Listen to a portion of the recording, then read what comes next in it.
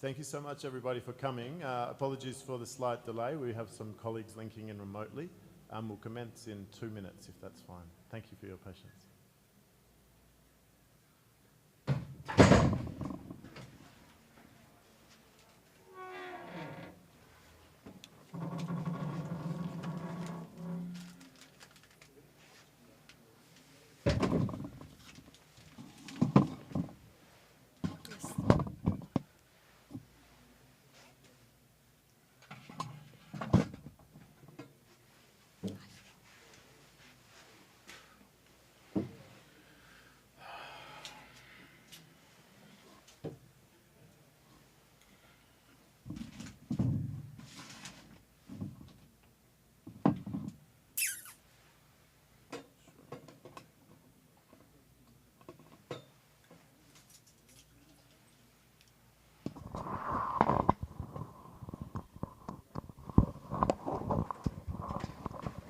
طفيت المايك ولا شغال؟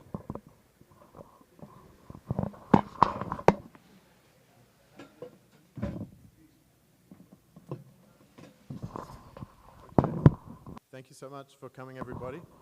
Again, apologies for the أشكركم على الحضور أيها السيدات والسادة. Socioeconomic and policy impacts of a just transition in MENA. We're pleased to have you with us here today. نحن سعداء بوجودكم معنا اليوم. My name is Bradley Hill. I'm from the Islamic واسمي من البنك الإسلامي للتنمية. جلسة اليوم ستركز على العمل المشترك بين المؤسسات الأخرى وبنك التنمية الإسلامية وتحديثكم بالمستجدات في هذا الأمر.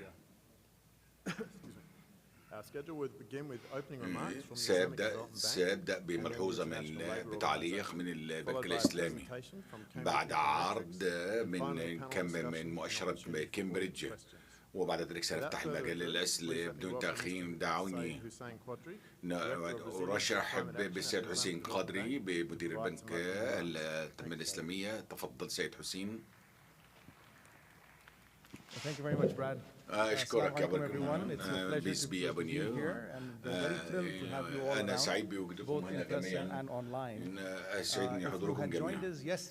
إن سمعتونا بالأمس في الافتتاح لقد سمعتم عن دعوات متكررة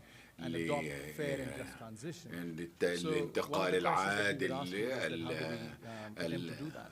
وكلنا نفكر في كيف سنقوم هذا التحول في منطقة شمال أفريقيا. كان تحول طموح ومفهوم، هناك الكثير حوله.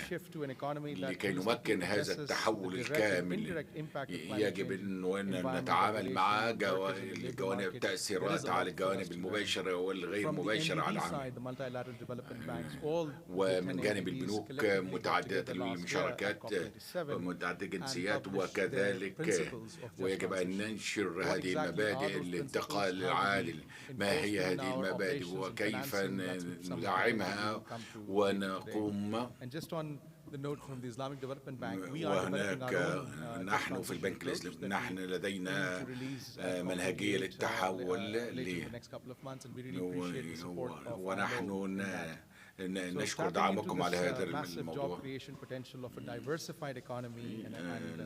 قبل الدخول في هذا الاقتصاد المتنوع وهذه المبادئ المتنوعة للانتقال العادل الشامل فيما يتعلق يجب أن نسمح بفرص للجميع ولا نترك أي شخص خلفين. فكرة هذا العمل أن القطاع الخاص والحكومي يتشاركوا في العواقب وفي كل شيء، وهذا مهم للعاملين في الأماكن الخطرة في أماكن والذين يتوقع يتأثروا بهذا الانتقال.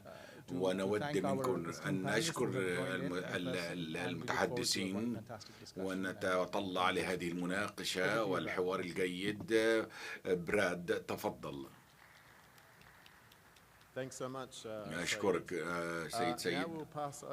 والآن سننتقل إلى السيدة ناتالي بابليج على الشاشة من مؤسسة الحرية العالمية التي تساعدنا في هذا الأمر. تفضلي ناتالي عبر الإنترنت. مساء صباح الخير أيها السادة جميعا. Yes, we can hear you. نسمعك نعم. Just a note to say, us online are hearing a very loud static noise, so I hope that there is أسمع not ضوضاء background شديدة noise. لديكم، But thank you, لكن colleagues. I أشكر am pleased to زملائي welcome participants to this وأنا affiliated أتطلع talk event, للمشاركة في Global هذا Climate العمل Development. معكم We are here today to discuss the just اليوم. transition in the MENA region, and I think, نناقش التحول as في Mr. منطقة Sayed الشرق said, الأوسط، it's a very relevant وكما topic قال for us in this region. سيد حسيني The بهذا region is الأمر، warming at twice the global average, أن and المنطقة the تضاعف world's most حرارتها valuable بضعف regions to climate تضاعف العالم change. كله، As we وهناك تأثير saw حراري in شديد. the few weeks وكما رأيت earlier, في the الأسابيع climate disasters السابقة in Morocco, the هناك deadly floods in Libya. كوارث طبيعية These are a call for emergency المغرب. كل هذا يستدعي action إجراءات to all of عاجلة us. مننا Now, جميعا. climate change and any climate إن action التغير will have المناخي وأي consequences on عمل the labor له market for workers, for employers, for يجب governments, أن and all يشمل stakeholders, الجميع including us وكل in the multilateral المستفيدين system. وكلنا الذين In the يعمل MENA region, a lot of في people, for example, are منطقة employed in the شمال agriculture and أفريقيا. forestry sectors. The more we have the certification, the more jobs are lost in those sectors. كلما عملنا فيه سيكون هناك خطر على وظائف كثيرة وأشخاص كثيرين، وهذا يجب أن نراعيه. ويجب هناك بعض الدول تعتمد على صناعة النفط تماما في اقتصادها، وبها كثير من الوظائف ستتأثر في قطاع هذا الأمر. ولكن هذا الأمر، وأنا أعيدكم للتقرير نشر قبل أسبوعين عن قطاع الطاقة، وهذا التقرير يقدم عدد من الفرص، ولكن التحديات أيضا التي ذكرتها والفرص لا يتشاركها الجميع، وهذا يتطلب انتقال عادل. يجب أن نبدأ بالفهم مشترك. ما هو الانتقال العادل؟ انتقال متفق عليه، اتفاق في الطاقة. يجب أن نفكر على ما يعنيه بالنسبة لنا الجميع، إنه هو تحويل الاقتصاد الأخضر ولا يشمل الجميع ولا يترك أي شخص، وتوفير فرص عمل كريمة للجميع ولا نترك أي شخص خلفا. والمعايير العامة لهذا التغيير، وهذا أيضا يشمل قد تضع في كثير من السياسات التي تم تطبيقها، وهذا تحدث عنه عدد من زملائي، وستتحدث عنه بعض الزملاء أيضا في المناقشة، لذا لا نتطرق إليه الآن. أود أن أقول إن في مؤتمر العمل في 2023 كانت القرارات تتعلق بالانتقال العادل، تم الموافقة عليه بالإجماع في كل المؤسسات عبر العالم. وأحد المنتجات هو الدعوة العاجلة لاتخاذ انتقال عاجل وتوفير فرص عمل جيدة للجميع. وأيضا هذه القرارات ترتبط بقمة باريس والأنظمة متعددة الجنسيات، خاصة في عمليات تغيير المناخ في الأمم المتحدة. وسوف نناقش ما يخص منطقة شمال أفريقيا والشرق الأوسط في هذه الجلسة، ودور البنك التنمية الإسلامي في هذا الإسلامي،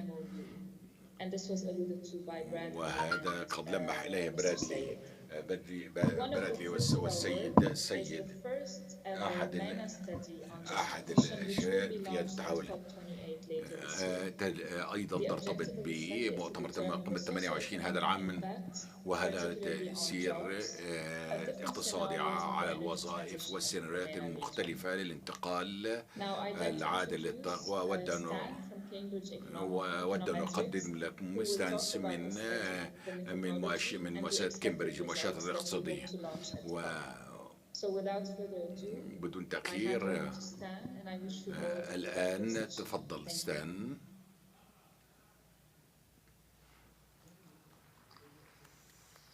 Thank you so much, Natalie, for joining us remotely. We appreciate that and for the introduction. نشكر ناتالي على هذه المقدمة وعلى تعريف كما ذكرت ناتالي. المتحدث الثاني هو السيد ستان فان هوملن، المدير الإداري في مؤشرات كامبريدج الاقتصادية. And he'll provide a short overview of the study that we're currently undertaking.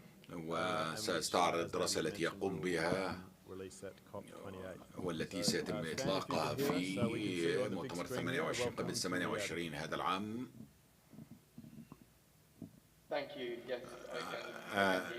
أستطيع أن أسمعك وأتمنى أن تسمعوني. إنه شرف أن أكون معكم اليوم عن بعد. كنت أود أن أكون معكم في نفس الغرفة وأقدم لكم هذه الدراسة التي قمنا بها، وكذلك على سأتحدث عن هذه الدراسة والأهداف والخلفية والمنهجية التي استخدمناها والطريقة التي نقوم بها بنمذجة السيمينارات المختلفة. فيما يتعلق بالأهداف، ما نهدف لتحقيقه هو دعم التأثير الاجتماعي الاقتصادي فيما يتعلق بالوظائف والتوظيف والسيناريوهات المختلفة نتيجة عملية تغيرات الطاقة في شمال أفريقيا. وسنقول ماذا لو سيناريوهات ماذا لو، ونطرح الاحتمالات والنتائج التي لا نتصورها نتيجة وجود طاقة جيدة نظيفة وتأثير ذلك على عوائد النفط والغاز في المنطقة. ولأن هذه نقطة مهمة، نستخدم نموذج محاكي قمنا به للتنبؤ كيف سيكون المستقبل في وقت معين من خلال التنبؤ ومن خلال مقارنة السيناريوهات المختلفة، وحتى وممكن من خلال تقييم المخرجات وتحديد السياسة أو المسارات التي يمكن أن نتخذها. نحن مهتمين برؤى القطاعات المتداخلة والاقتصاديات الصغيرة وكتأثيرها على السياسات وكيف اختلافها من حيث البنية والقطاع وأيضا العلاقات مع الدول الأخرى وتأثيرها تأثير ترابط هذه العلاقات بشكل عرضي. نحن مهتمين بالتركيز على دور السياسات التي تؤثر على النظام بشكل مباشر ولكن بشكل غير مباشر أيضا وتغطي جوانب مختلفة منه. وأيضا نتحدث عن السياسات الداعمة.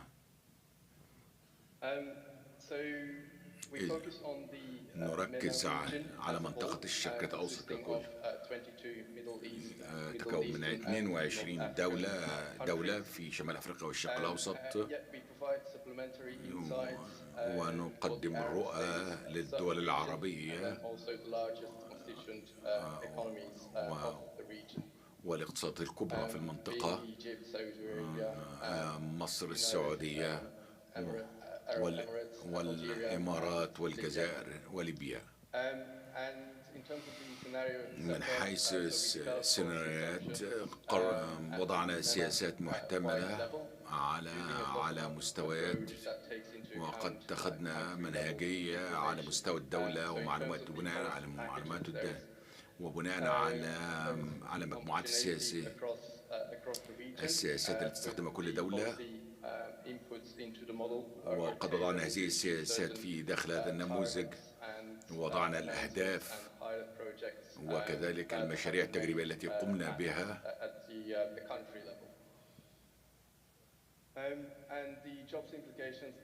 والتأثير هذا على قطاعات الوظائف والقطاعات والوظائف المختلفة في القطاعات، وعلى التفاعلات الاقتصادية داخل الدولة. ونحن كنا مركزين على نتائجها، على التوظيف وتوابعها عليه. فيما يخص المنهجية التي نستخدمها، نستخدم منهج مختلط، بمعنى لدينا في النموذج بعض الاقتصاديات نقدم فيها كل البيانات، وبعض الأحيان لا يكون لدينا بيانات تفصيلية في النموذج لكل الاقتصاديات. بالنسبة للاقتصاديات التي يتم تمثيلها نستخدم منهجية أخرى اعتمادا على مؤشرات الاقتصادية المتاحة، ولكن من حيث سلوك الاقتصاديات يتم تقديمها في هذا النموذج. وبالنسبة للاقتصادات الأخرى في المنطقة لدينا حصص ثابتة تم حسابها لحساب النتائج ضمن الإجمالي الكلي. وعلى اليمين هناك تقسيم للدول، ونستخدم نموذج 3M، وهذا النموذج طورته شركة كامبريدج،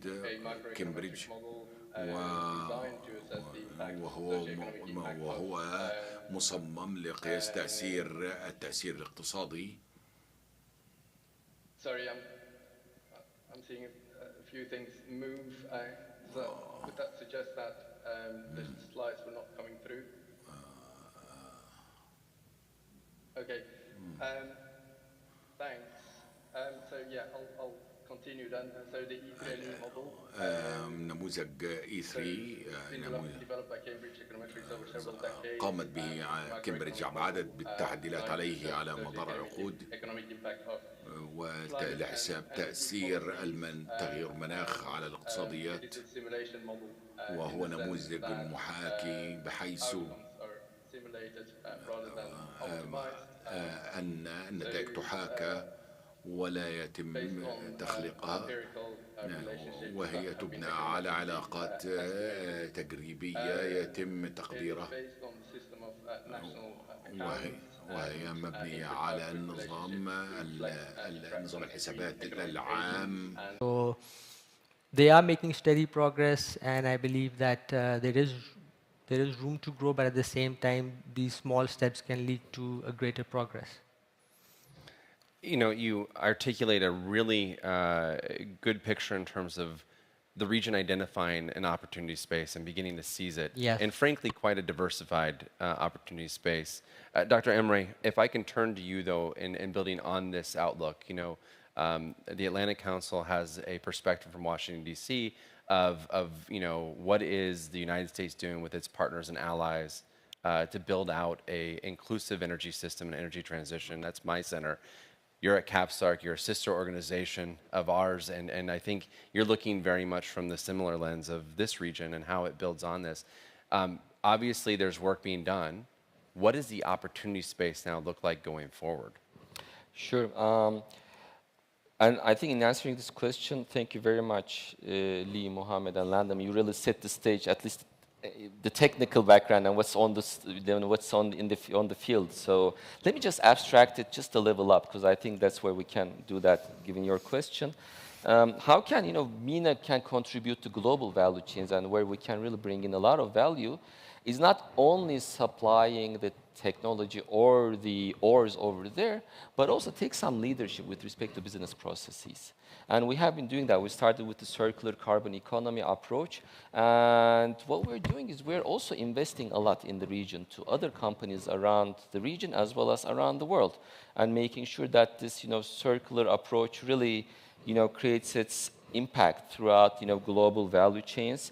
In the shorter region, again, if you want to Google just, you know, what we're doing right now in Egypt, you know, current Saudi-Egypt partnership with respect to, you know, low carbon, hydrogen-based, as well as electricity trade, that also enables both countries' grids to work, you know, much better, and, you know, to produce low carbon associated aluminum as well as cement and other things. So there is the capacity building component that the GCC and Saudi Arabia in particular is very much interested in around its trading partners. And I think that's where the US and Saudi Arabia is really working, at least their strategies converge. There is another thing that I think we're not discussing as much, which is the Saudi efforts in digitalization. And when you look at the, especially the EU documents, but as well as some of the American documents, there is this undercurrent, or there is this theme of, we are not imposing any digital template, but the more transparent you are with respect to your associated carbons or respect to your associated your energy profiles, the more we're open to trading. And a lot of the Saudi efforts that the region can benefit from is our digitalization attempts with respect to our industry and our services. I think that's something that we can really be cognizant of. But also, as I told you, PIF is also investing in the field elsewhere around the world. We have signed a lot of agreements with a lot of partners elsewhere. This is beyond the domestic capacity that Mohammed talked about. But I'm going to bring another dimension, if I may, which is recycling. So here's an interesting opportunity for our region here, and I think that's really what speaks to all this global effort. Because at the end of the day, whatever report you read, it should be all hands on deck. And recycling is not a less important, not a least like part of it. But I think we're standing as a unique moment here where this recycling concept could really be utilized and seized by the GCC and Saudi Arabia to project further leadership in critical minerals. Why is that? Well, as you said, there are 17 years. There are reports from 5 to 6 to 17, depending on who you are talking, Glencore, Rio, and whatnot. But the beautiful thing about recycling is that it gives you a much lesser time frame of bringing these critical minerals to the market. And just to give you an idea, some of the US report says that US should pretty much derive its 10% of its critical minerals in about a decade or so. So that's about that's a big market. And what's interesting is that when you think about Saudi Arabia and when you think about oil, we think about spare capacity, we think about smoothing out the markets. We think about, providing the world with sufficient energy so that the world runs its business. And we can do that by investing a lot in recycling capacity too. Recycling is very energy intensive, but it turns out that we have a lot of green and blue and carbon sequestered energy that we can utilize here. If you want to scale it globally, you have to be pretty much the logistical center to bring all these waste products here to recycle. But it so happens that we're also investing, due to our Vision 2030 strategy, to connect East and West and North and South logistically. So that investment is already out there. So a lot of the planets are right now aligning for us to really bring recycling into this and, somehow help this region to lead in terms of critical mineral recycling and therefore contribute to supply chain resilience. Now, of course, it's not that easy because, again, recycling starts the moment you start producing something at the outset. Just to put it in very rough terms, if you put metals or critical metals too much into plastic, it becomes unrecyclable, right? So maybe you have to engage in regulatory bodies at the outset, not at the end, but at the outset, so that you have a say in how these products are designed, how these logistical relations are established. But if you can do that, and if you can keep your good relations both for the East and the West, I think we can emerge as a recycling center and add further resilience, which I think is very much in line, back to your question, with Western and US interests of keeping resilient and decentralized and de-risked or decoupled critical mineral value chains. So I think that's something that we're not talking sufficiently as critical minerals experts in the field, but I think it is time that we evaluate that option more seriously right now. So. All right, because you brought up the idea, I'm going to stick with you, though, for a second. Sure. This idea of recycling, in some ways, you're talking about centrality of this process in the region. And, I mean, the Middle East is very central to the global economy, and there's a logic in that. But, you kicked off by talking about the geopolitical facets of this. And, frankly, the interests of many economies on pushing themselves further into the value chain. You certainly see that in the bilateral engagement that the United States has with many African countries on supplies and moving from, as opposed to just, say, extraction phase, to a refining and processing phase as well, and giving value add to these economies. How do you think that that kind of proposal would be received globally, and how do you navigate the contours of a problem set that's global in nature and a market that's global in nature when you're trying to bring something here to the MENA region?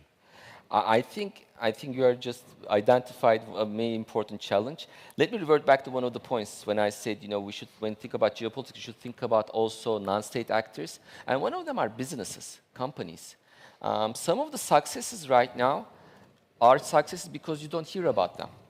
So when Indonesia progressively prohibited its nickel ore exports, but rather with the aim of, kind of developing this ore to battery technology, it could have been much more controversial. But a lot of the Western companies, including Volkswagen, Tesla, LG, the Korean LG, they played game and they invested in a very, very productive way in Indonesia. And instead of this becoming a geopolitical tension, it became a nice value creation center in Indonesia where everybody is a stakeholder and where all parties are actually better off. I think there is some learning points there for us here in the region too. And I think PIF and other innovative Saudi companies have been investing a lot, not only in critical minerals, but other aspects of renewable energy. Alphenar comes to mind, for instance, right now. And I think we are also developing similar examples when it responds, letting businesses take the lead initially and create value out of these value chains. But in doing so, making sure that all interested parties are happy with the product so that we are converging upon a much more mutually beneficial and mutually value-creating future. I think we have a lot of examples, but the key is those are the examples that you don't hear about because they're successes. Right. Hence, they don't become issues of tension or contention. So, Lee, building on this idea of regional integration, but thinking through how the rest of the world can engage with MENA on the materials transition. The United States and Europe in particular with some partners in Asia have set up partnerships, minerals partnerships, security partnerships around just addressing these supply chains. I think curious to see your perspective coming out of Brussels with extensive time also in Washington, D.C. How does the Middle East engage Western counterparts, and how does Washington and Brussels engage this region, not just on minerals, but I think in the holistic aspect of the material transition? Yeah, thanks, Landon. I do want to, before I go into this, double down on the recycling, because I think one thing that we have not acknowledged in this panel yet is the different lifetimes of different clean energy resources. Wind and solar, for example, have much shorter decadal lifetimes than, say, nuclear power or other power plants. And so there is a higher turnover of materials that will have to be reprocessed, recycled. And I think this is a big question that has not been figured out or often glossed over. I mean, the additional capacity shows up in the models, but really how do we operationalize this in the real world in a responsible way has not surfaced, in my mind, in the climate conversation.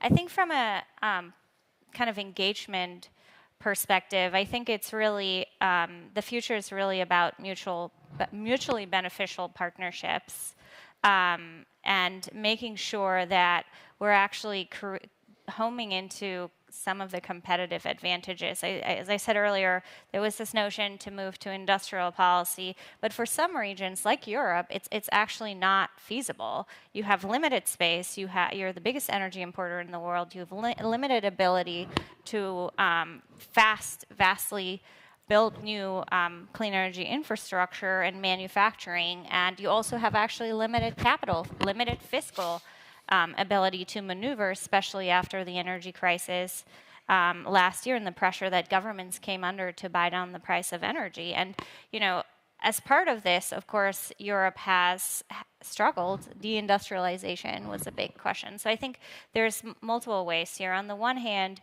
of course, the region can invest.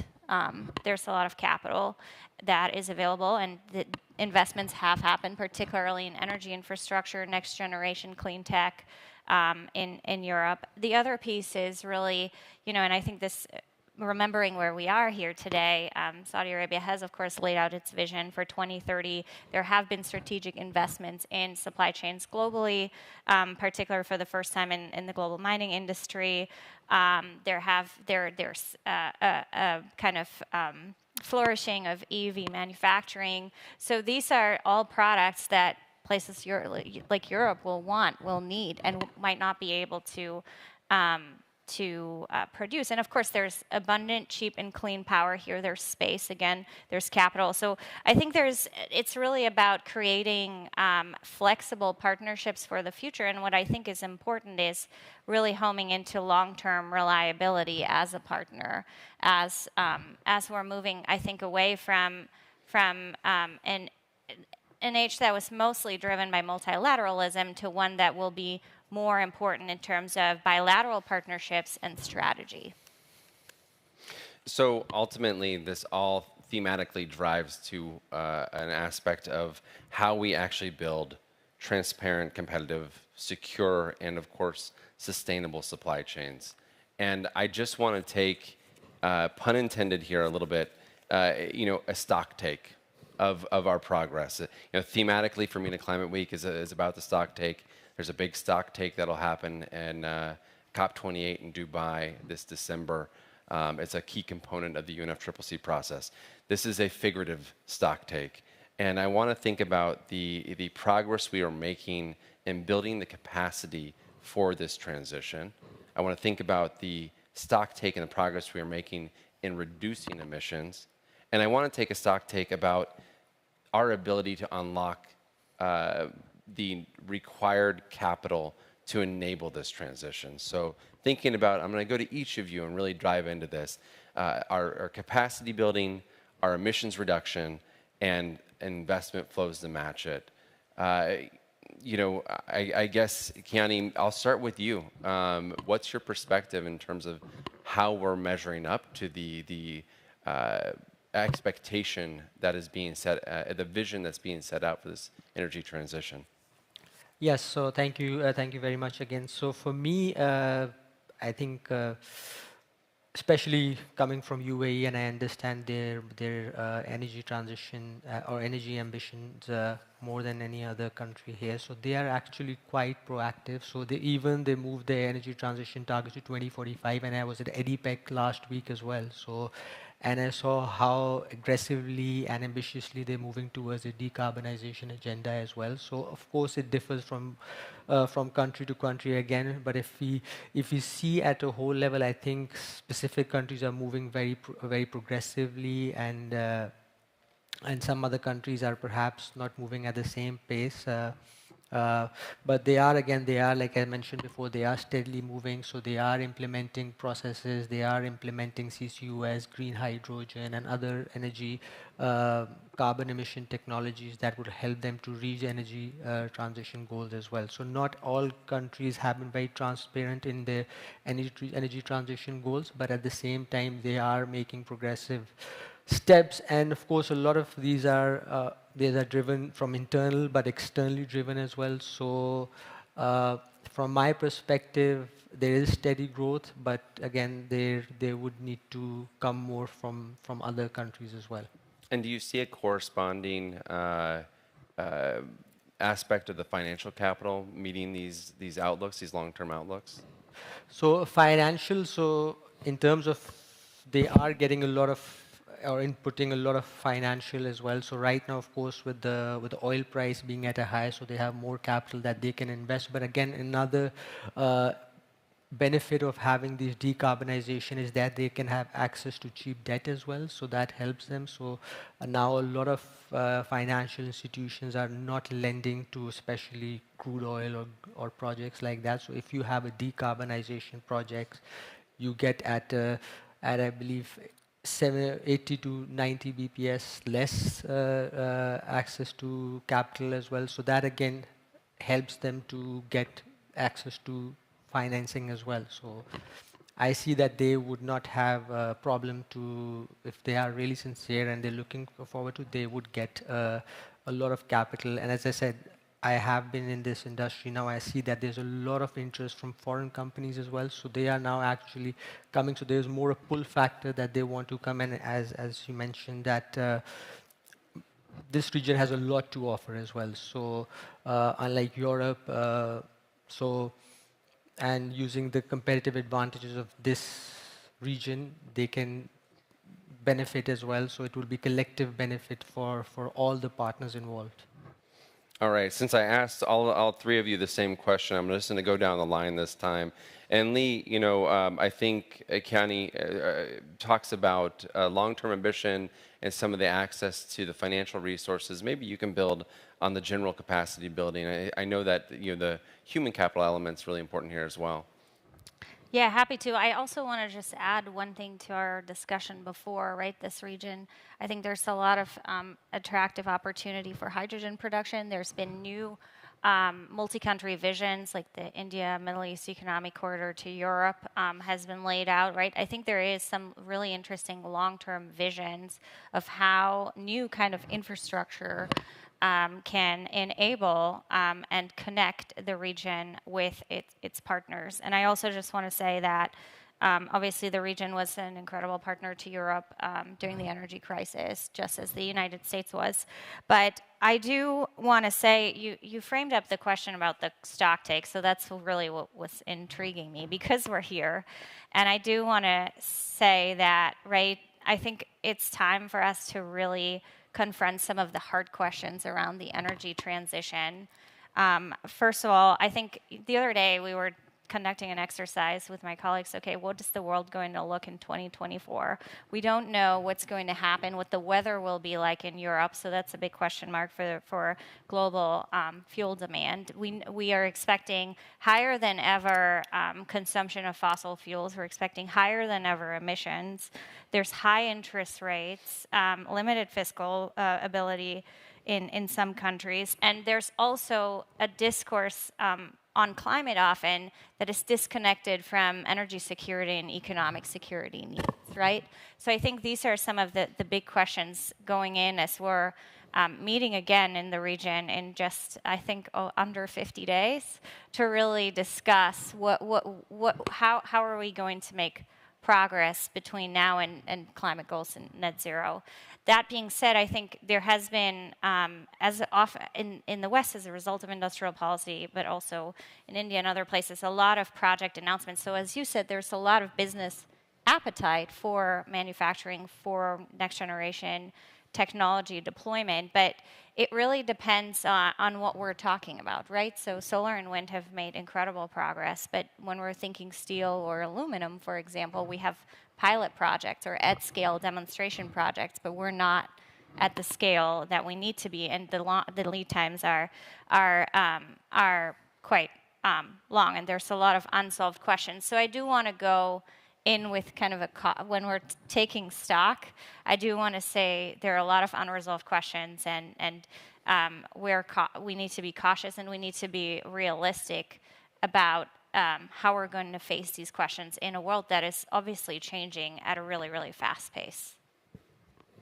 You know, Lee, we need to keep a degree of optimism, but the thoughtfulness and the deliberate nature in which you're asking to tackle the energy transition, I think, is really prudent. And Dr. Emery, you know, I don't want to bring this purely back to the Middle East, but taking the stock take in the context here, it strikes me that Riyadh, that the kingdom's a very interesting venue to have this conversation, not the least because the human capital, you know, the empowerment of the education and the ability of young Saudis to actually be a part of the transition, I think is a really important facet of this transition. And, you know, looking reflectively from the United States, there's a lot of questions about our education system and our ability to produce the bodies needed for this energy transition. I really welcome your thoughts from that capacity building space in terms of, are we actually setting the frameworks for enabling minerals, metals, and materials to be a part of this energy transition, for one?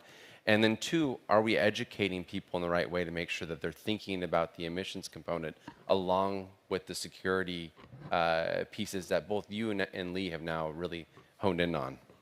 Right.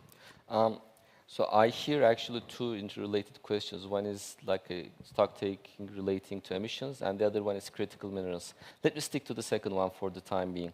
So there was a recent report released by the Payne Institute, and in one of the slides there, it was making an interesting comparison where it was saying that there are 600 mining students in the United States compared to 1.4 million in China. So the human component there is very, very important because, we like it or not, innovation is a numbers game. There's a big chance component for anybody who is, has some affinity with statistics. You know that you increase the numbers, the chances work in your favor.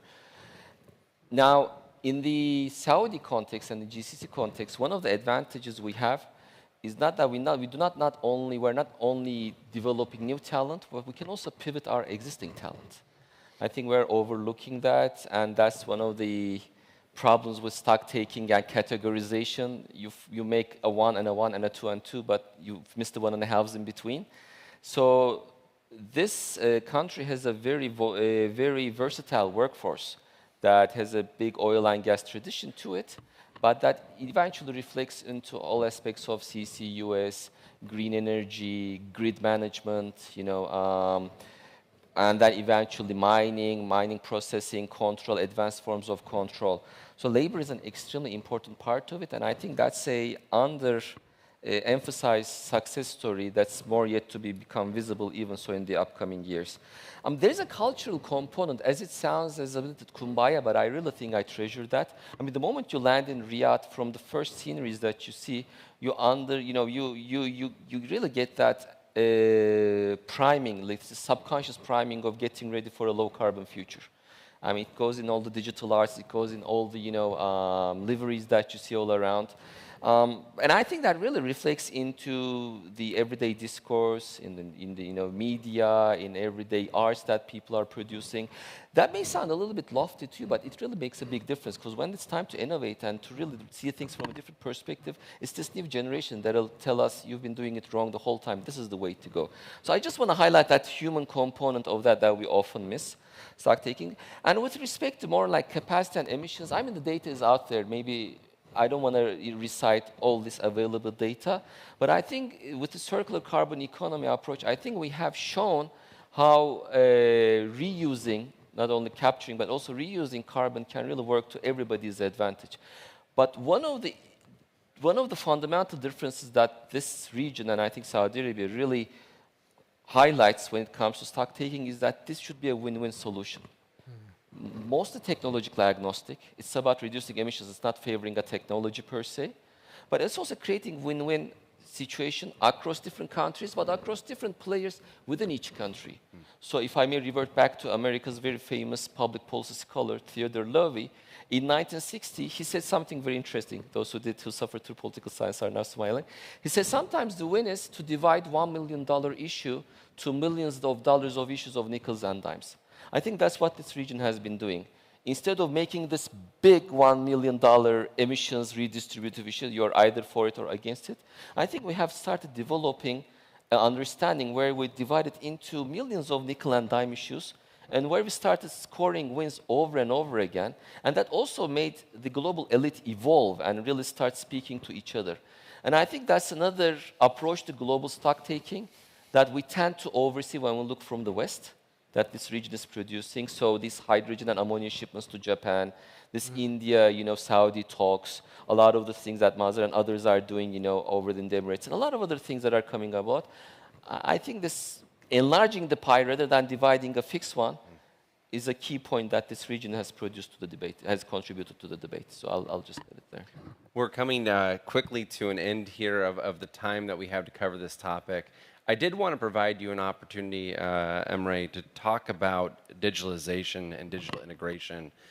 It was an interesting sidebar we had before coming on stage, and I think the audience would benefit from some of your outlooks about how that can embolden collaboration on these topics. And then Lee and Kiani, we're going to come to you both next just to kind of close this out. Sure. I will keep it very, very simple. Digitalization is not only a renewable energy / critical minerals thing. The kingdom And as COPSARC, we do a lot of research, but the kingdom also invests a lot in digitalization of oil and gas with a view towards further optimization and reducing emissions or reusing those emissions. But the point I was trying to make more is when you look at how the West is trying to prepare the world for a CBAM future, as I always say, if I may joke about it.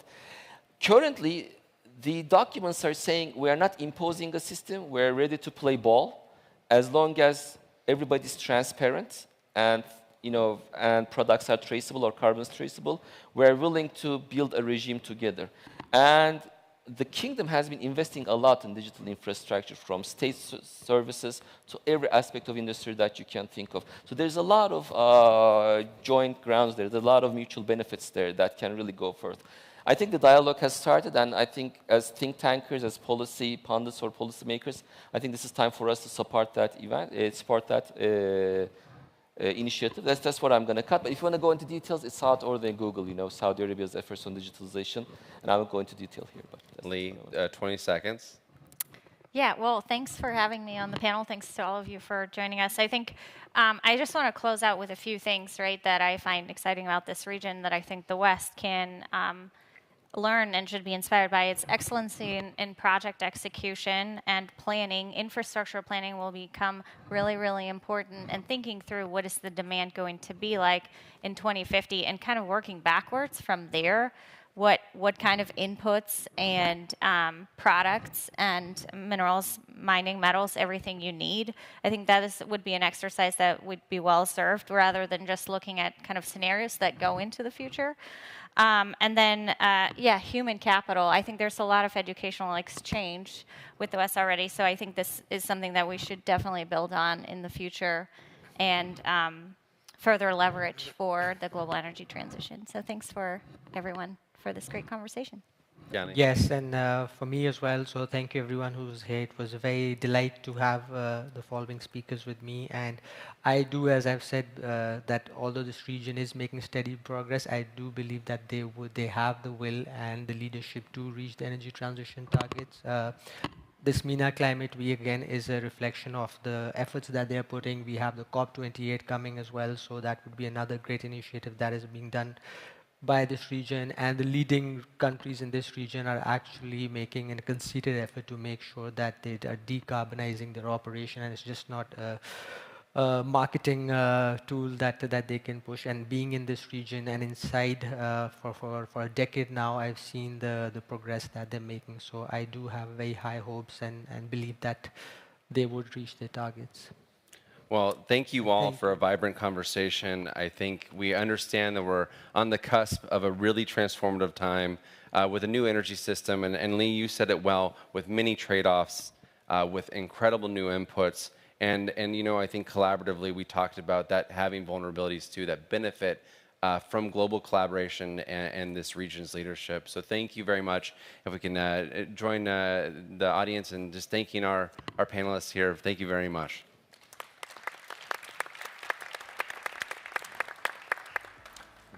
Thank you, Landon.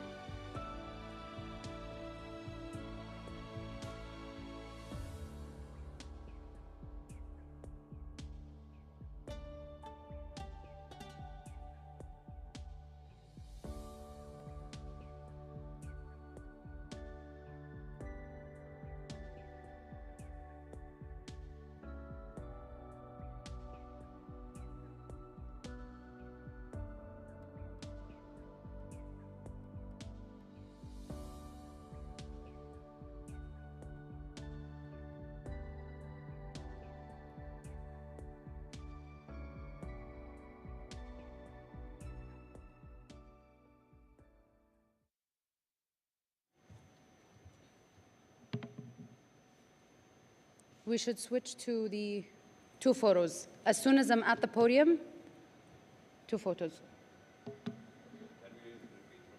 Yes.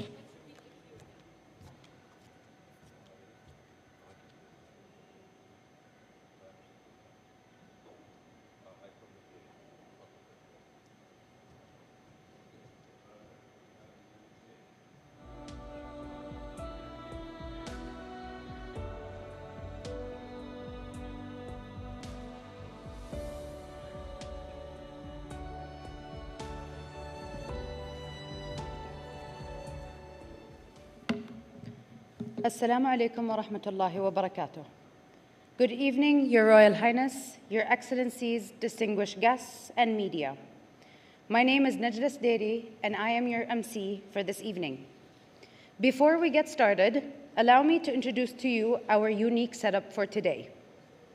I would like to start off by welcoming His Royal Highness Prince Abdulaziz bin Salman, Minister of Energy and Supervisory Committee Chairman of the Oil Sustainability Program. And although they are unable to be physically here with us today, from the Republic of South Korea, I welcome a pre-recorded statement from His Excellency Abdullah Swaha, Minister of Communication and Information Technology, and from the Arab Republic of Egypt, I welcome a pre-recorded statement from His Excellency Fahad Al-Jalajal, Minister of Health.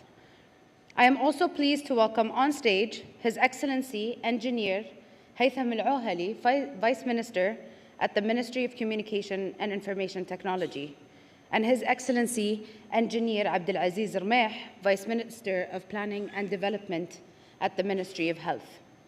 This evening, we plan on showcasing the various roles Saudi ministries are leading to ensure access on multiple domains.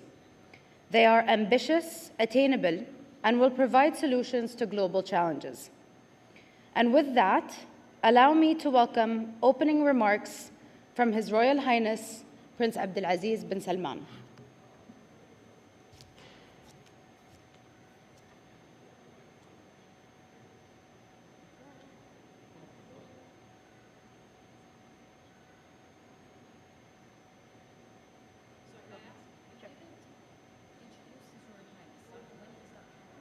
So I introduce him first thing. Yeah. I have a suggestion. When you arrive to the podium, you have a lot to say until you say they are not with us. Present first, Royal Highness. You have the photos of ministers. It doesn't look good if you ask me. Chef, well, there's 2 elements to this. Otherwise, I have to introduce him first. Of course. But why we have the photos? And He wants it. Oh, he wants it. Okay, that's another story. The first photos of this is begun with the 2 vice ministers. He wants the photos. And I suggested otherwise. No, because I'm going to be with you in the speech. So the moment you say they are not here with us, I can put their photos. But if His Royal Highness asks like that, he wants من البداية, as I'm saying hello, people are taking it's much photos. easier for Akid. Yeah. This is where people try to. Yeah. Okay. Good evening. Okay. In October, does. No, because the language of instruction would be in English, correct? So we don't need proper translation. No. Okay. Thank you, Your Royal Highness. The commitments the kingdom has made aim to bridge gaps on what His Royal Highness had earlier stated, the betterment of communities. With that said, I now welcome a pre-recorded statement from His Excellency Abdullah Swaha.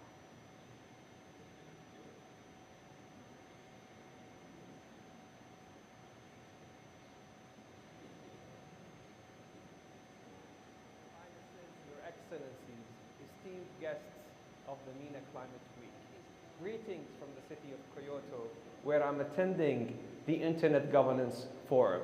In this forum, we've discussed with global leaders how we cannot afford the fragmentation and the polarization that is happening in the analog world and in the digital world. Digitally, still we have 2.6 billion people that are not connected. This means lack of connectivity to basic education, healthcare, and even energy. And when it comes to the analog world, there is lack of coordinated efforts towards achieving the net zero. And this is why during the MENA week, we must come together to tackle things like the funding gap of $3.5 trillion that is needed yesterday annually to achieve the global ambitions. And under the leadership of His Royal Highness Prince Mohammed bin Salman and follow-up and execution of Prince Abdulaziz bin Salman, we have the great pleasure of announcing today Empowering Africa, how we can make sure that we deliver a digital fabric that is inclusive, innovative, and in partnership with you. Under this initiative, we'll be connecting a number of nations to make sure that connected schools, education can become a reality to make sure that we leave no one behind. I want to thank you so much under the MENA Climate Week for giving us this opportunity once again to partner with you for humanity. Thank you, Your Excellency. Now for our second pre-recorded statement, please allow me to welcome His Excellency the Head of Jalajan. Gentlemen, greeting from Egypt. I wish I were in Riyadh to join you.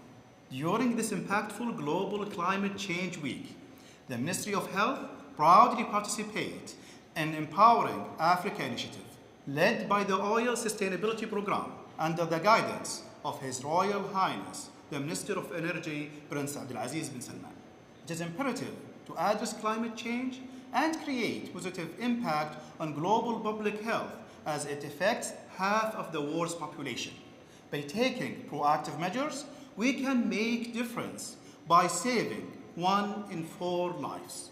The health sector is responsible for 5% of greenhouse gas emissions, and the sector can be a leader in sustainability.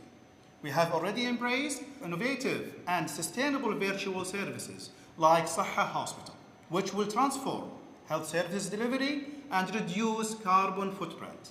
We are enabling research, harnessing sustainability, integrating climate change into medical education, and making use of virtual services to reduce emission. Furthermore, our ongoing partnership with WHO showcases our commitment to support health and well-being on a global scale. Together, let's strive for a healthy society and environment. Thank you all. Thank you, Your Excellency. Thank you, Your Royal Highness, for your continuous commitment to collaboration and being active enablers of this initiative. Your Royal Highness, Your Excellencies, and distinguished guests, you may wonder how the Kingdom of Saudi Arabia is planning on setting up the proper mechanisms to achieve this initiative. In our discussion today, we will hear more on what it means to connect energy with e-health and e-learning. Starting with you, Your Royal Highness, we are all here to discuss an ambitious project that will enable communities to access, and in many cases, we may take for granted. Why is the Kingdom prioritizing this effort? On the big screen, they want it on the comfort monitor. You can't. Now, as soon as he's finished, the answer. The answer needs to be here. Why? أول ما يخلص the second video, his answer should be on the screen because I'll move into asking him the first question. Okay. Can we have on the comfort monitor the presentation again, please? You put it as the last slide, no? The answer? Yeah. I only shared the answer, not the questions. It's just the Yeah, answer yeah. that's Can you put the PowerPoint on the comfort screen?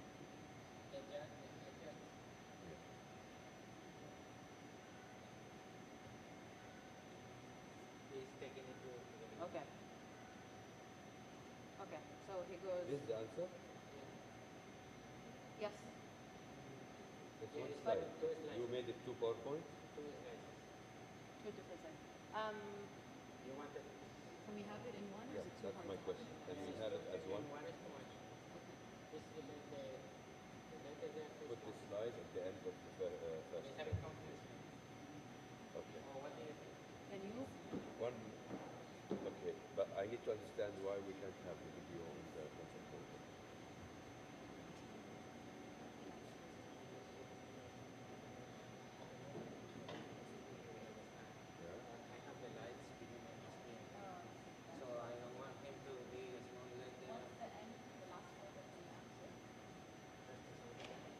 Responsibly.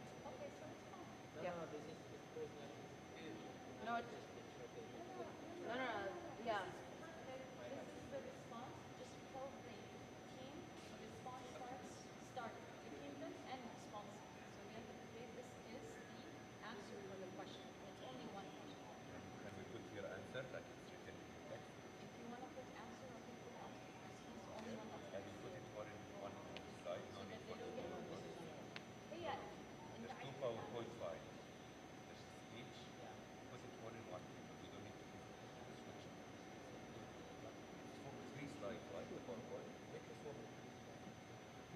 And actually do put answer at the top because then he can Yeah, he knows that this is an answer to the first question. So the speech is 3 slides, correct? And then put one white slide empty, and then put this slide and last slide. So one file. One file.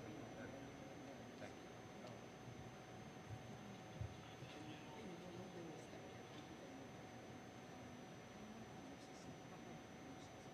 The only thing is we can't play the 2 videos here while they're playing. Structure المقاعد على الأسامي. أي. طيب.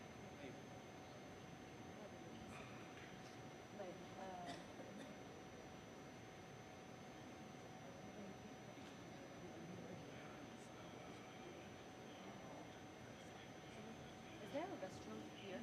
Yes.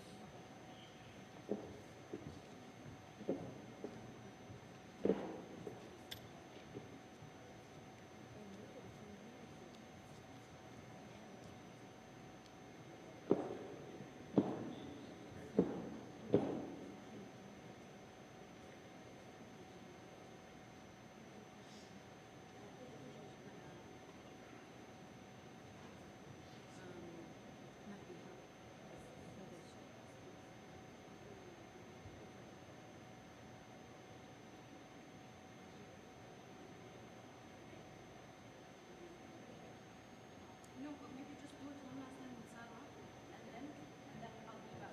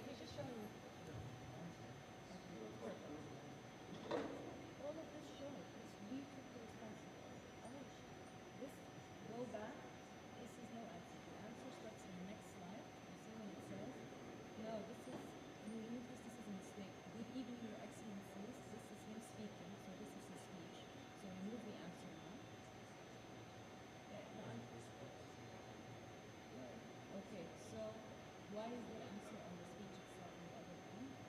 So this is no. We took responsibility. Yeah, we took responsibility.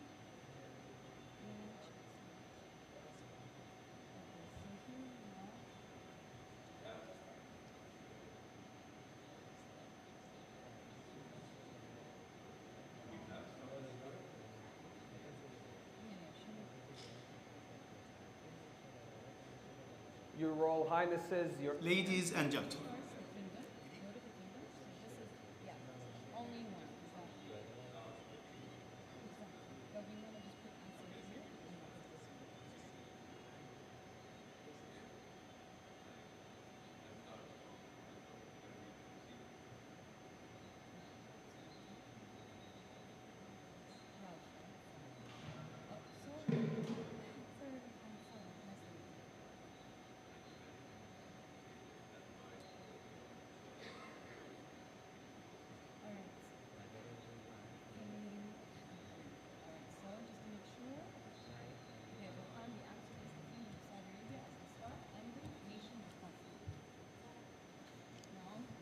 Assalamu alaikum everyone. Thank you for joining us.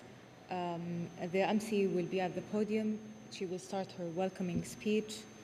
And then we will have a couple of welcoming remarks. And then we will welcome His Royal Highness, His Excellency Al Jalajal and His Excellency Swaha, who will be joining us virtually. And we will also introduce who we have sitting with us, His Royal Highness Prince Abdulaziz bin Salman, and the two deputies as well. And then after the welcoming remarks, we will play the video, right? Okay.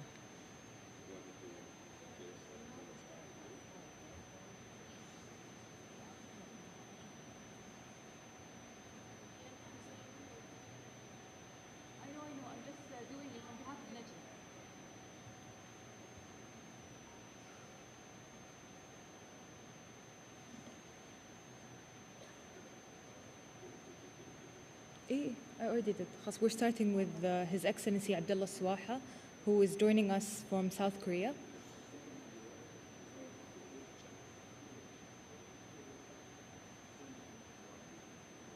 Your Royal Highnesses, Your Excellencies, esteemed guests of the MENA Climate Week.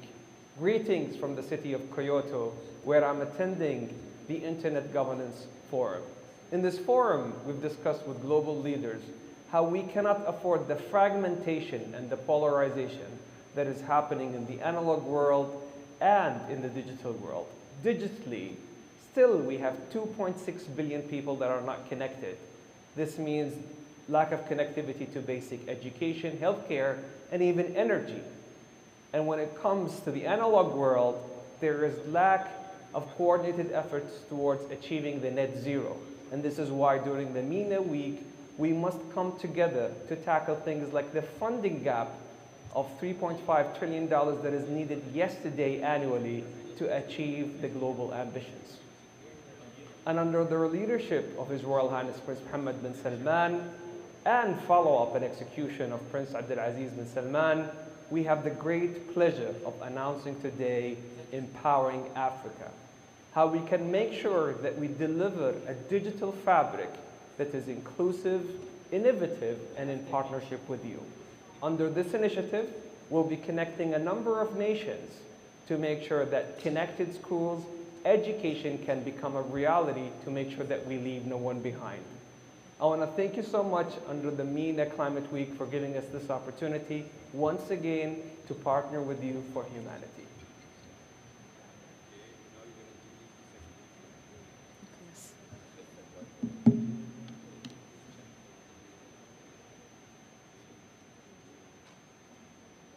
Ladies and gentlemen, greeting from Egypt. I wish I were in Riyadh to join you. During this impactful Global Climate Change Week, the Ministry of Health proudly participates in Empowering Africa initiative, led by the Oil Sustainability Program under the guidance of His Royal Highness, the Minister of Energy, Prince Abdulaziz bin Salman. It is imperative to address climate change and create positive impact on global public health as it affects half of the world's population. By taking proactive measures, we can make difference by saving 1 in 4 lives.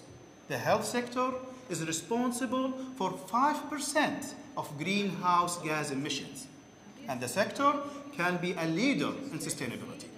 We have already embraced innovative and sustainable virtual services like Sahha Hospital, which will transform health service delivery and reduce carbon footprint.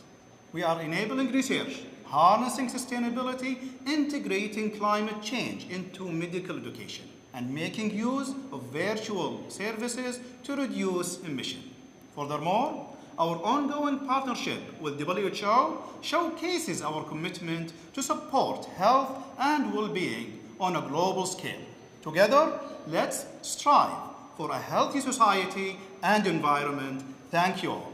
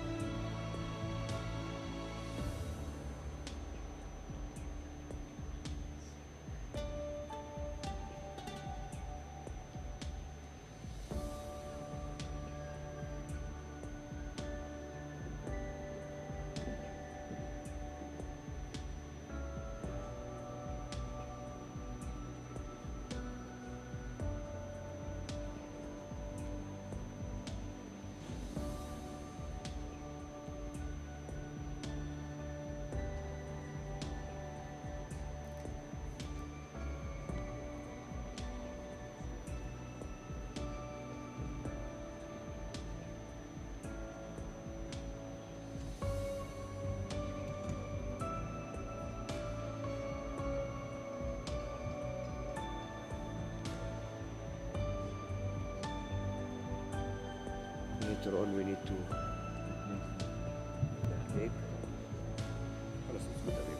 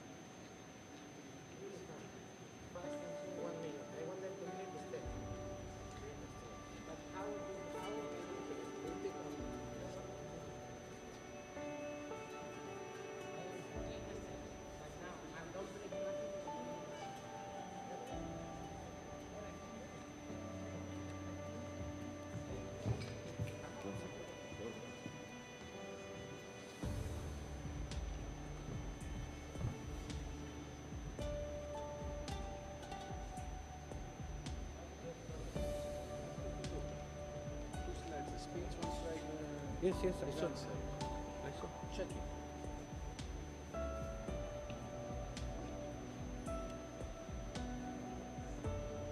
It's the last file, the newest.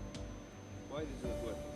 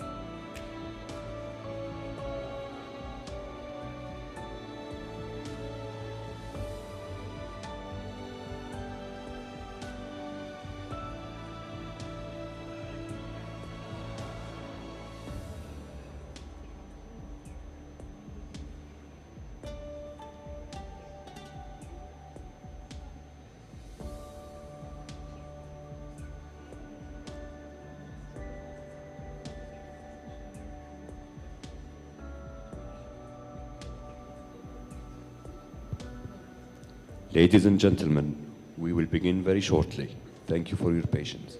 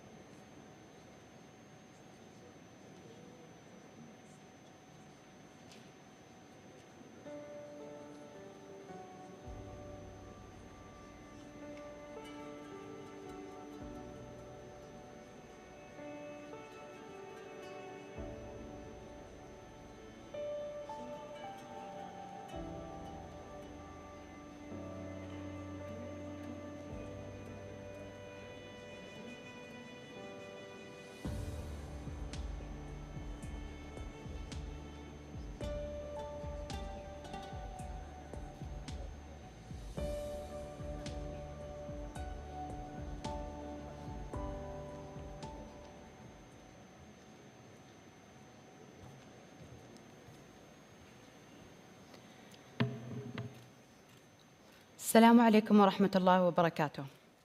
Good evening, Your Royal Highness, Your Excellencies, distinguished guests, and media. My name is Najla Sderi, and I am your MC for this evening. Before we get started, allow me to introduce our unique setup for tonight. Of course, I have the pleasure to welcome His Royal Highness Prince Abdulaziz bin Salman, Minister of Energy and Supervisory Committee Chairman of the Oil Sustainability Program. And although they were unable to physically be with us here today, from the Republic of South Korea, I welcome a pre-recorded statement from His Excellency Abdullah Swaha, Minister of Communication and Information Technology, as well as from the Arab Republic of Egypt. I welcome a pre-recorded statement from His Excellency Fahad al-Jalajal, Minister of Health. And before, of course, I start the session, I would also like to welcome on stage His Excellency Engineer Haytham Al-Ohali, Vice Minister at the Ministry of Communication and Information Technology, and His Excellency Engineer Abdulaziz Al-Meh, Vice Minister of Planning and Development at the Ministry of Health.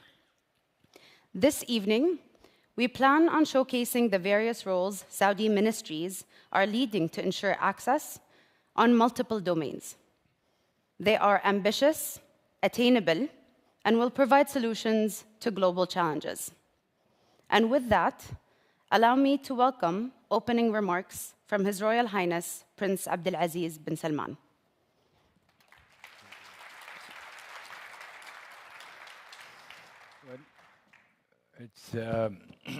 It's a great day to be with you, simply because I know for a fact that the very person who approved this initiative, as well as I myself and the team that worked on it, have a much profound passion about this program, because it only say a lot, or help us to say a lot, that we're not devoid of our humanity, and we do walk the talk, and we wanted to shed lights to this daunting issue, which has to do with energy poverty and the consequences of energy poverty, and the concept of clean cooking, and how much of a problem, not only for the fact that people are denied, in my judgment, a principled human right, which is access to energy. I believe strongly that access to energy enables people to be accessing other more important and relevant issues. Be it as it may, and instead of continue like others talking about it, we elected to create a program for that purpose, which will be targeting communities that are devoid of this right, or that luxury, or that I would call it fundamental requirement to have a civil type of living. And I owe it to the young team that had even put more. They have a speech for me, but I honestly don't like written speeches, so bear with me. I owe it to the team that put together this whole program, because actually when they underwent visits to sites, to places, to communities, and I will never forget that the time they went to Madagascar, three things had happened. First, they saw this thing in reality, and it's quite different from seeing it from afar and being there physically, feeling it, touching it, and communicating with the very people and the very community that are suffering from this whole thing. And I would have to say their reporting was it is actually how brave these people are to continue struggling to live an honorable life without the enablers that we, all of us, take it as a given. They will burn trees to convert it to charcoal. They will then chop the charcoal and sell it, either or use it for their own uses. But then they will take it to their haste or whatever they're living in and sell it the rest to others. What happens is that then they stand a high chance of being sick or dead, or both, as a consequence of sickness. Their choices are limited because the alternative is they will take animal leftovers or whatever we call it, and their ability to progress is almost nil. It's hand-to-mouth situation, and even what comes to your mouth is not clean. I'm trying just to make it as gruesome as, but it is reality. It's a reality check. Now, I will never forget the team, and I'm sorry for taking much of that time from you, but it's a moral issue, first and foremost. It's a moral issue, it's an ethical issue, it's a humanitarian issue. And I honestly will speak for hours and hours because this is much more fundamental than the even entire energy policy of Saudi Arabia. Because it's also one good way to feel we are cleansing ourselves. And to have that sense of feeling good, and you're retrenching and maintaining your humanity in every possible way there is.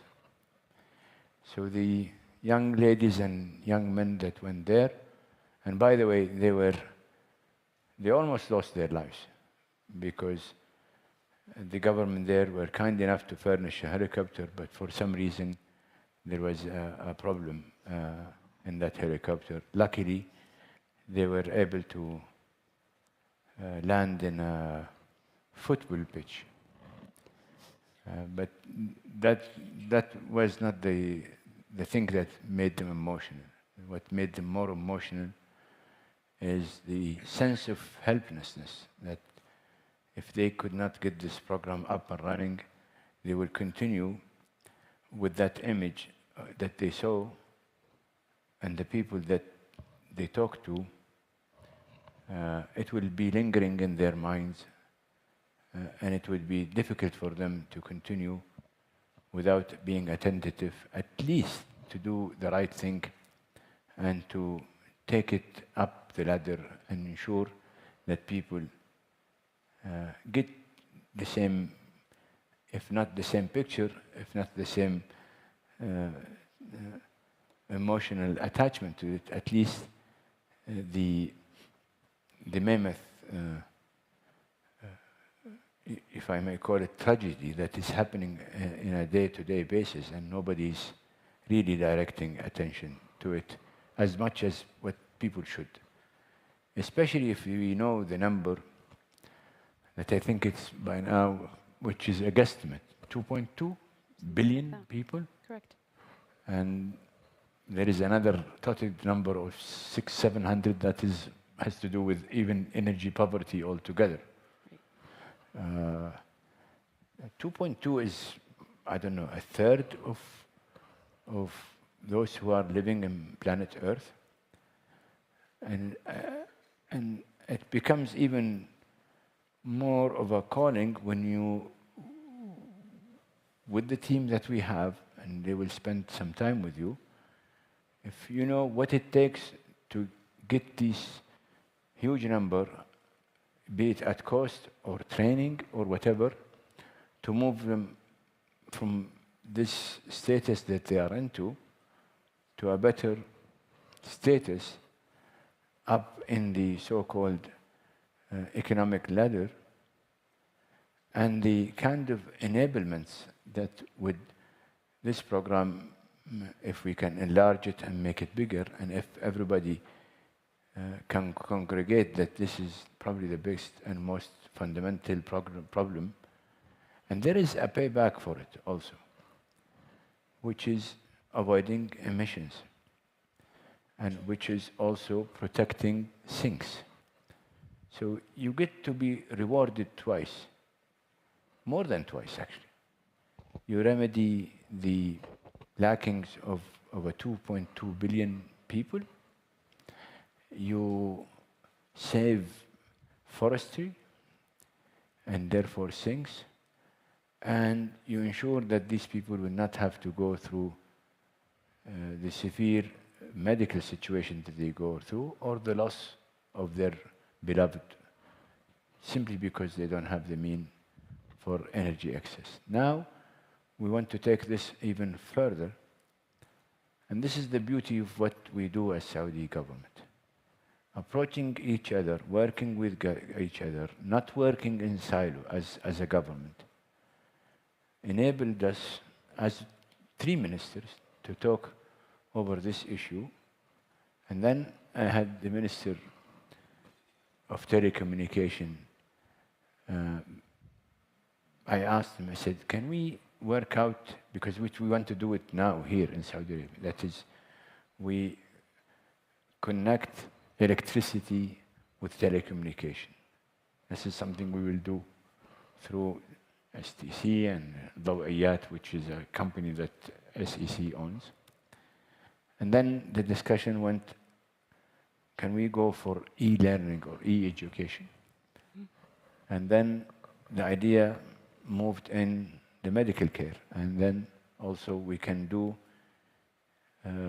e-medicine as a mean to also reach out to some type of medical care, some type of medical care advices that would help people. If you can put for this community solar paneling, where they will be connected to the world, where they can get some education or some training, where they can get some kind of a medical advice. Can you imagine what that may do to these people? Not all of them, but a good chunk of them. There is a possibility that people would move, and you will probably will all succeed to move an entire communities from where they are now to a much better living environment and much better or more prosperous future. And I honestly, from what my colleagues visits in so many countries, which is one thing I would like to bring about in terms of what type of sanity we should maintain. You know, to be deprived from education, training, and what we call it given things, that doesn't mean that your IQ is low. What that means is that the opportunity for you to harness that IQ, to exhaust that IQ, is not there. And then it makes this whole issue even more painful. Because I'm quite sure that within the 2.2 billion people, there are quite a lot of people from that kind of set of number, which if you don't permit me, I'll talk about myself. But I'm sure there are at least 50, 60, 70% of them that would probably have a higher IQ than myself. So I'm starting with myself. I'll leave it for myself. But if you be kind enough, you could repeat with me the same, that these people are denied the opportunity to be living, to be congregating in this place, had had the education, had had the health care, and had had the family to care for them because they didn't lose their loved ones. And this is what we want to do today, which is to create that exemplary program, which is going to be, you know, we have at Aramco, if they advance a proposal, usually when they do the presentation, at the end of it, they will say it's a win-win situation. This one, for me, it's quadruple, you name it. It's 6-win situation, it's 7-win situation. Because wherever you go about it, you would see it that it's a winning thing. Even if you are as mercantilist as you may become or you are, even if you bring these communities back into better health, better education, and therefore better chances for prosperity, well, you're creating economic growth. And as economic growth get to be improved with time, people will start consuming. And along with that, you're creating a pillar for the world global economy, that the 2.2 million people contribution to the world global economy will be way much higher than what it is today. So I will take it both extremes, being a humanist or being a mercantilist or a totalitarian.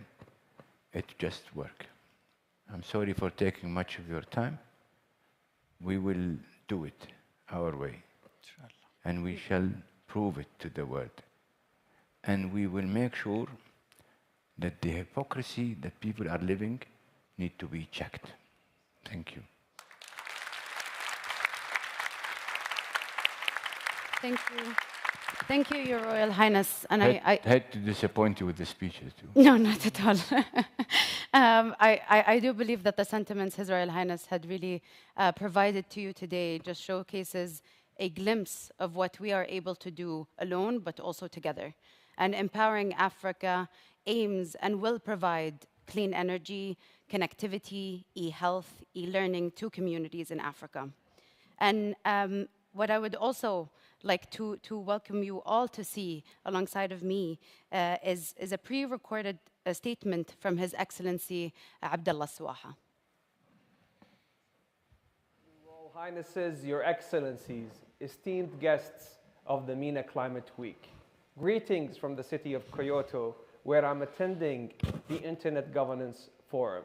In this forum, we've discussed with global leaders how we cannot afford the fragmentation and the polarization that is happening in the analog world and in the digital world. Digitally, still we have 2.6 billion people that are not connected.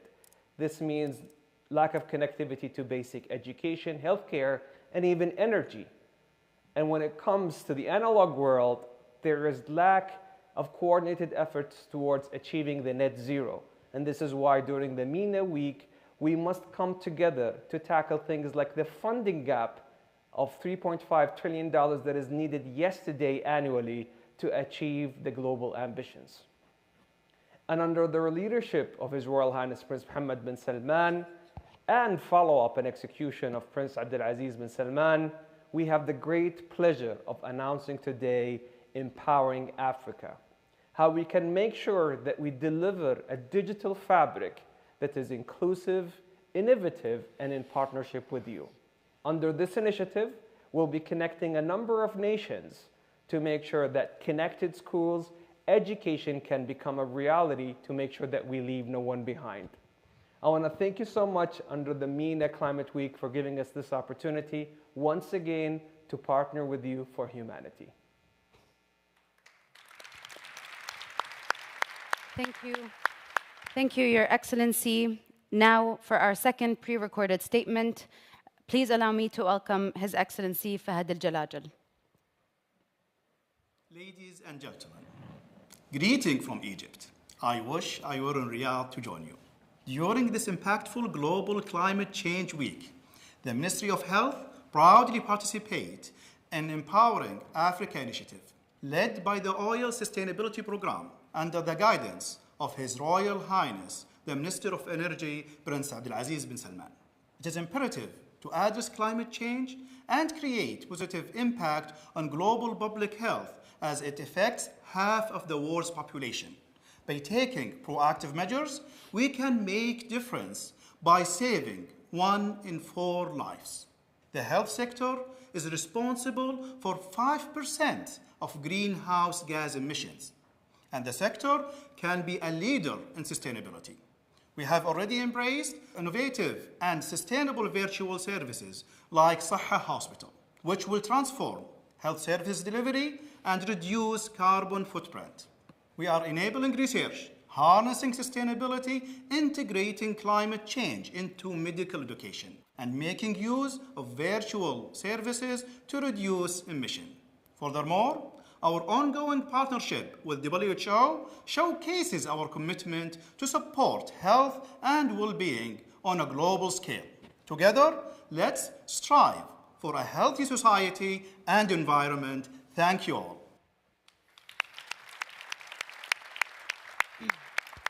Your Royal Highness, Your Excellencies, distinguished guests, you may wonder how the Kingdom of Saudi Arabia plans to put in the right mechanisms to achieve this goal. In our discussion today, you will hear more on what it means to connect energy with learning, connectivity, as well as health. Starting with you, Your Royal Highness. I thought I did my bitch. Just one question, if I may. Of course, we're here to discuss... I almost became a, Martin Luther in this cause.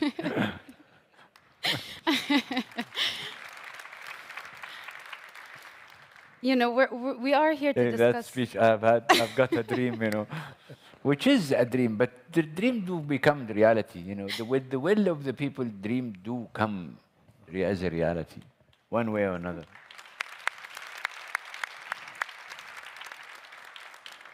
You did mention, Your Royal Highness, that in many cases, this concept of access we may take for granted.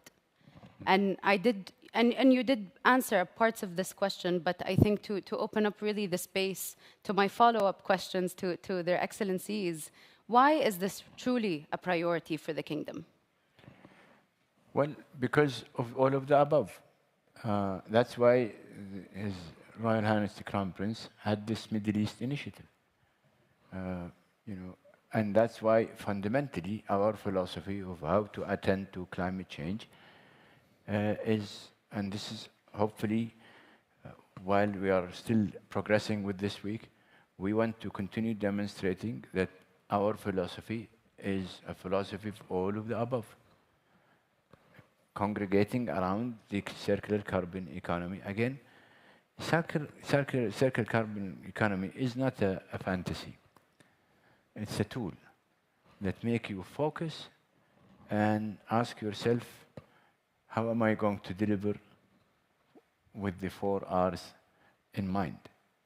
And certainly, think was the guiding, or remove was the guiding R for us. So when you delve into these issues, you begin to see the nitty-gritty anomalies of these things. And by discovery, you go and figure out how can you remove. That challenge of removing got us into this issue of energy poverty, got us into clean cooking, because again, you're doing, as I said earlier, you're doing all of the above. You're saving things, you're saving communities,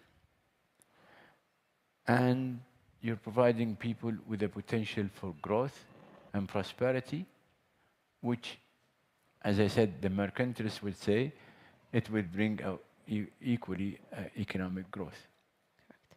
And that's principally what it is. But then when you go into the details of it, then it becomes a humanistic issue in the first place. And that's why we are talking about this 10 billion trees in the kingdom, because we want to create things.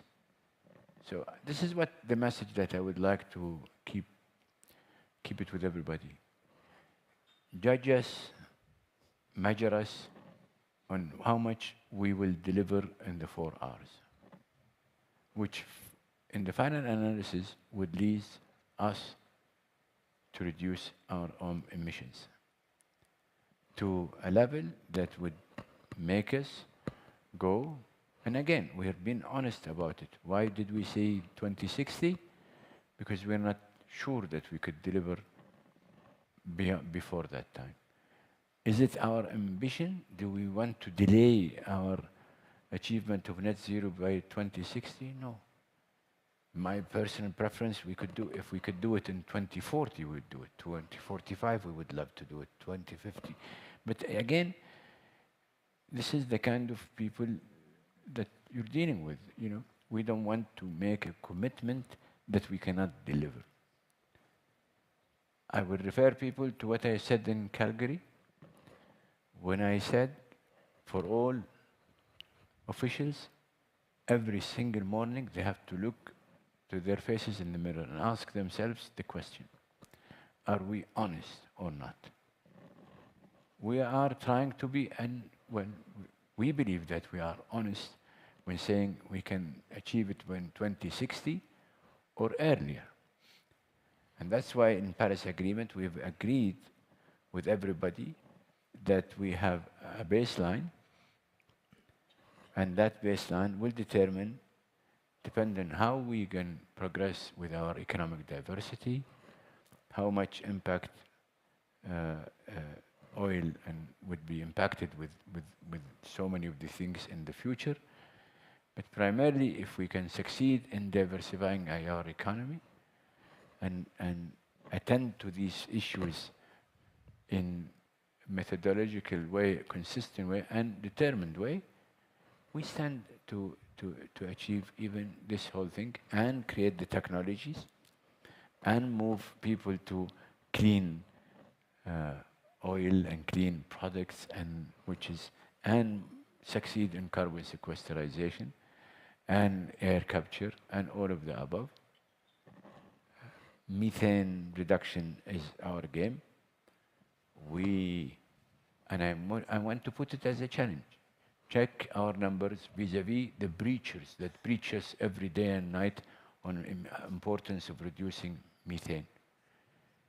They breach, fantastic, but they should look onward and see what they're doing versus, you know, if you breach as a priest, if you breach something, you ought to make sure that you're doing the same thing.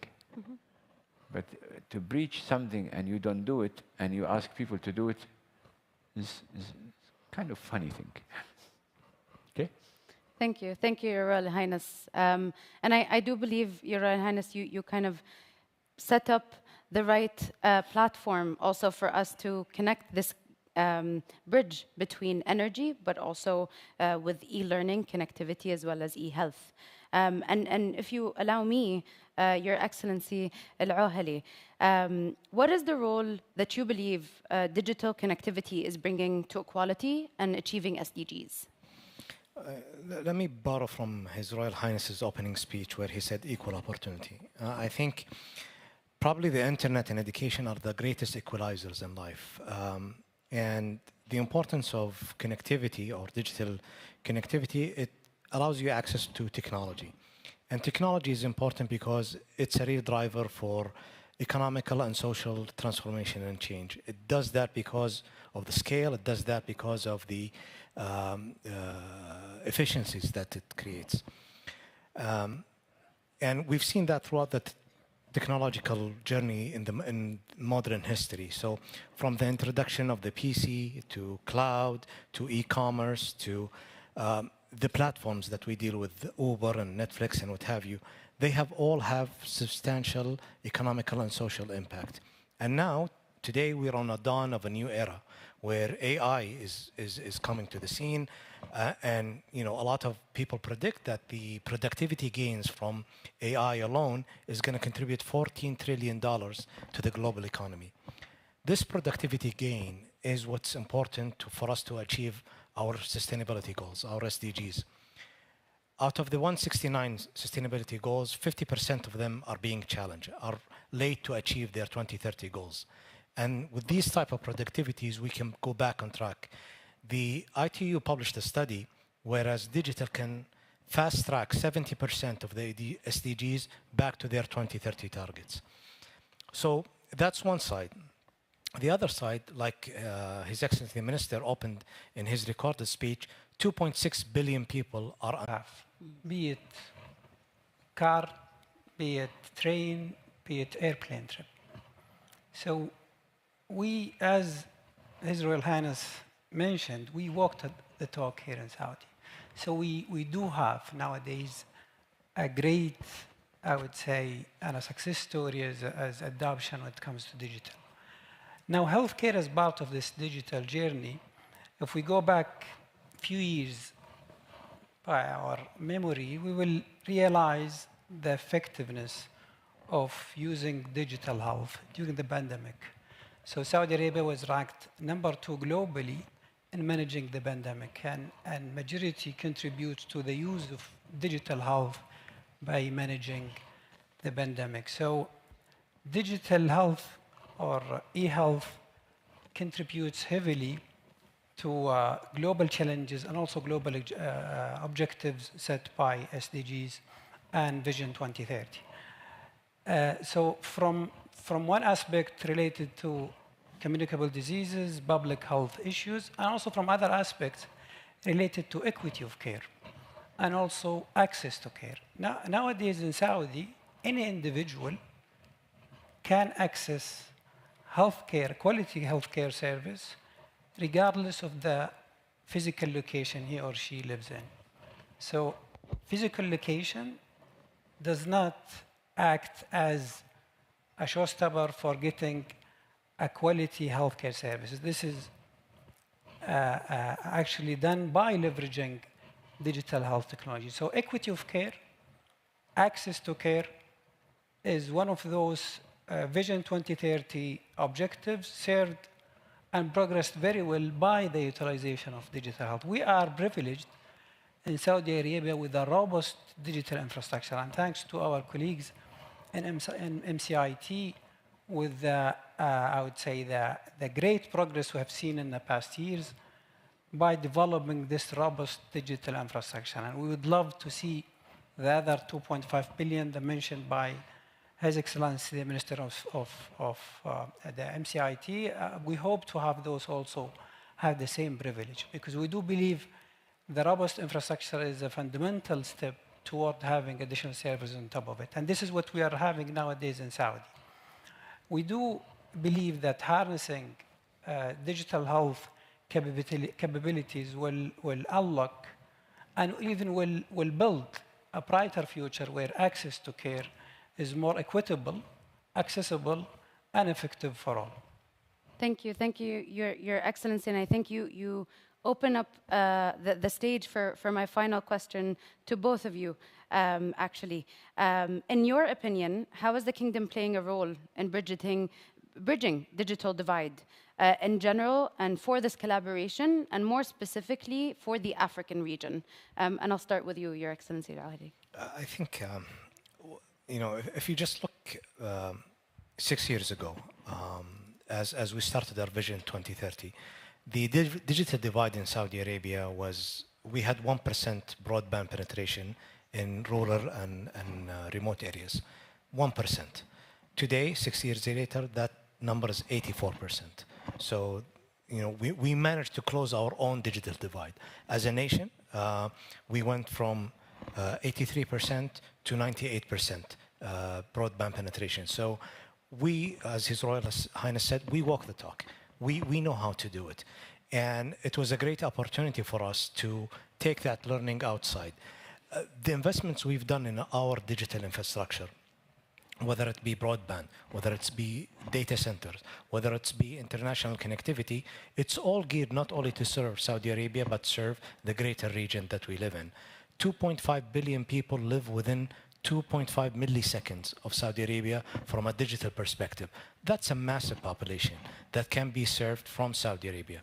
So, under the leadership of His Royal Highness Prince Abdulaziz bin Salman, when he introduced Empowering Africa to us, that was a great opportunity for us to take our learnings and help our brothers and sisters in Africa. One of the investments that Saudi did was a JV between NEOM and OneWeb, a LEO satellite constellation provider that promises to connect the unconnected. And we've utilized that JV to providing connectivity to some of the communities in Africa. We utilized, with the help of the Ministry of Health, the virtual hospital to provide healthcare in those communities. We utilized the National E-Learning Center to provide more than 240 courses to these communities in Africa.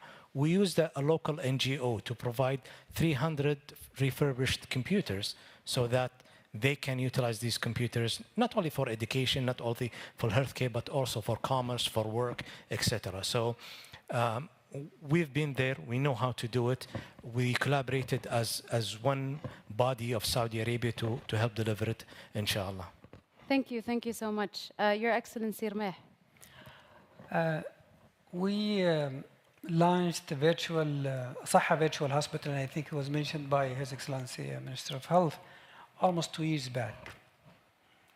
And once we launched the virtual hospital, we realized the power of digital health, and we realized the power of even the healthcare professionals and the asset that we have in Saudi Arabia. We managed to provide virtual health services, started from a simple virtual consultation along to a complex tertiary or specialized service, and we've seen a few days back also a live streaming of a remote surgery by King Faisal Hospital, and we start to see a very complex use cases related to virtual hospital due to the investment in virtual health capabilities. What we want to do, and we do believe in what His Royal Highness Prince Abdulaziz mentioned, we really would love to capitalize on the knowledge and the capabilities that we have, and we want to empower other nations. So we have almost 750 million part of the MGI. We would love to capitalize on all the knowledge, all the capabilities that we have, and we empower all those 750 people, and even beyond that. So we team up with our colleagues from Ministry of Energy and MCIT, and we would love to provide those services as a virtual health services to the initiative related to empowering Africa, and also even to empower the nations there. And Prince Abdulaziz mentioned a very good point that it's not about only providing service. We want to empower, because we have people there, for sure they have a better IQ than we do. So we need to give them all the tools and the knowledge that we have, and we're sure that they can scale up those services and provide those services to a better, I would say, to utilize those services in a better way, and even to scale up the impact of using those services to other nations in Africa and other countries. Thank you, Your Excellency. And if I may, Your Royal Highness, I believe, and maybe I'm assuming, but I can speak on behalf of the team working on empowering Africa, but Your Royal Highness, Your Excellencies, both here and afar, I do want to thank you for your proactiveness through this initiative, but also your enablement. And most importantly, for allowing us to work together and entrusting in us to be able to achieve this goal. And before I close today's session, allow me to note that there are further announcements as well as collaborations that will be mentioned at COP28. So we do hope to see you all there. We hope that you are active members of this initiative. And thank you all, and have a great night.